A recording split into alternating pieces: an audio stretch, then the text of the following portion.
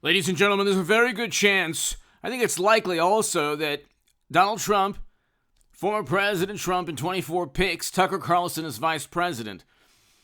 That would be an amazing pick for a number of reasons. Number one, this is an era in American politics where if you're able to communicate a message, if you're a celebrity, for example, or if you have an audience,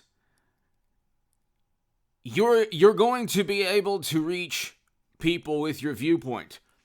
That's why Democrats and media suspended or pushed to suspend and silence the New York Post, for example.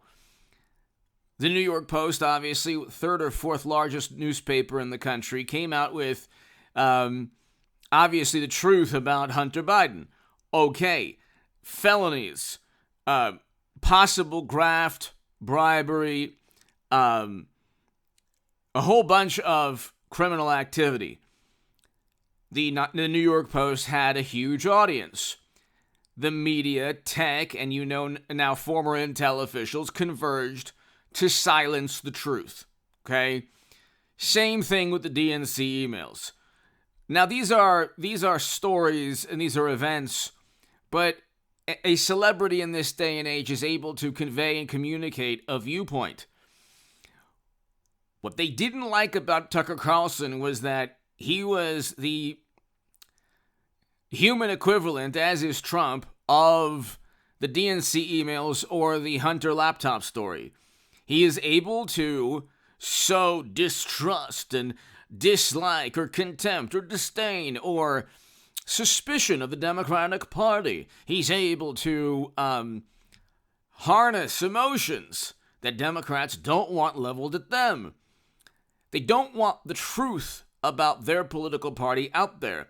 Very few conservatives or very few Republicans are willing to tell the truth or willing to at least give a viewpoint that they can back up with fact that will be met with absolute indignation, righteous indignation, okay? Democrats, media, they look at Tucker Carlson, they say, oh my God, he's so terrible, he's so horrible. He's very effective at forming an argument, at communicating, at articulating a viewpoint that Democrats deem controversial, contentious, polarizing. When media and Democrats use the word polarizing to describe Trump, what they mean is they have increased the level of animosity to the point where you have liberal Democrats disowning friends and family because they're completely oblivious to the Hunter laptop story and other stories because media completely either downplays, that's a word that the media likes to use, that downplays or ignores or silences or censors stories. And so you have an entire public relations machine accusing Trump of things he never did. He was never an operative of another country. And claiming that, well, it's not conspiratorial if the government also says that Trump could have been an operative. Therefore, the absolute categorical lie that Trump was either had compromising situations in a Steele dossier purchased by Clinton and the DNC, and they were fined by the FEC, by the way. Trump was not fined for any FEC violation, but that's another story. That just shows that the indictment in New York is complete nonsense. Tucker Carlson be a very good vice president because he's actually a lot better at communicating and articulating a conservative or a populist viewpoint than even Trump. I'm voting for former President Trump in 24, but he is unable now, Trump, to communicate exactly in the manner that he wants, because if he told the world that if you don't listen to me, we're going to have, a nuclear catastrophe, half the country wouldn't care.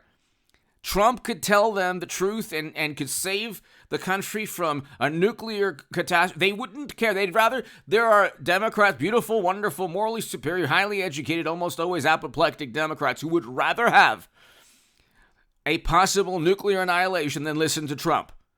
It's like a psychological or emotional phenomenon. I can't even explain it. They don't want to hear the truth.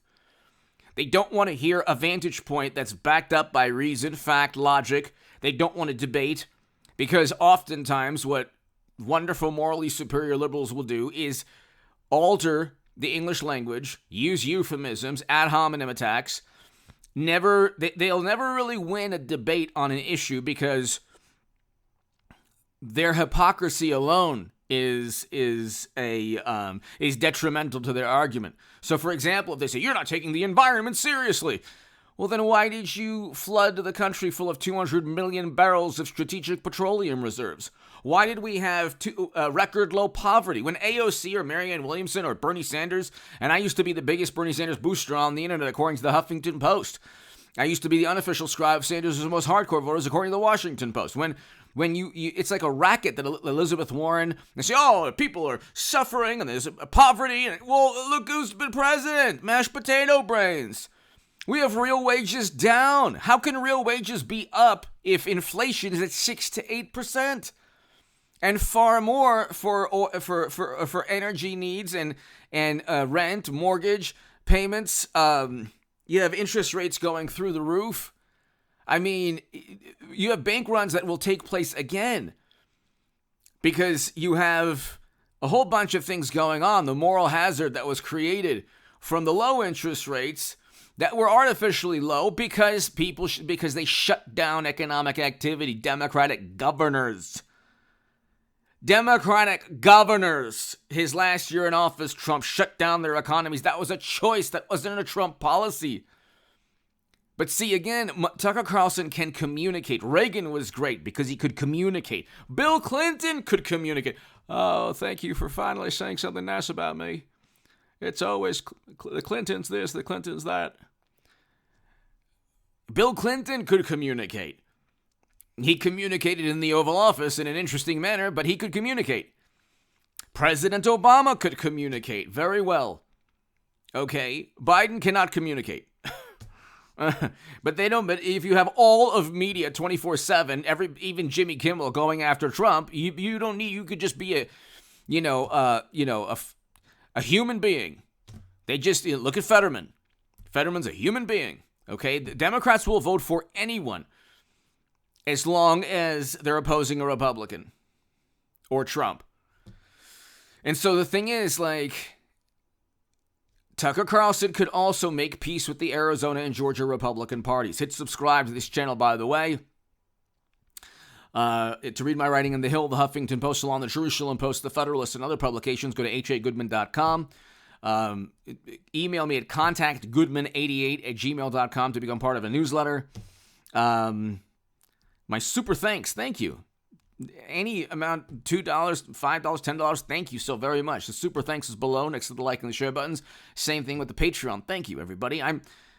This is a channel supported by the wonderful people watching, so I thank you so much. Trump should pick Tucker Carlson. He really should.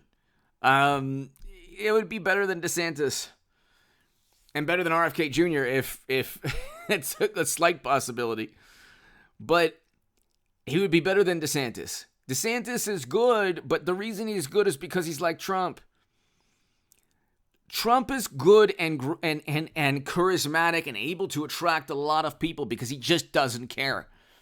But unfortunately, half the country has tuned him out. Unfortunately, that's the case. They don't want to hear. Trump could tell them. Donald Trump could save the lives of every liberal in this country, and they still would rather take their chances with, God forbid, the alternative than listening to Trump. Okay? They despise Trump to the point of absurdity. And there's really nothing to really despise him over. The apoplectic media coverage worked, did its job. But see, Tucker Carlson communicates in a manner that the wonderful, morally superior liberal Democrats must address. I think he has that kind of like Obi-Wan Kenobi thing.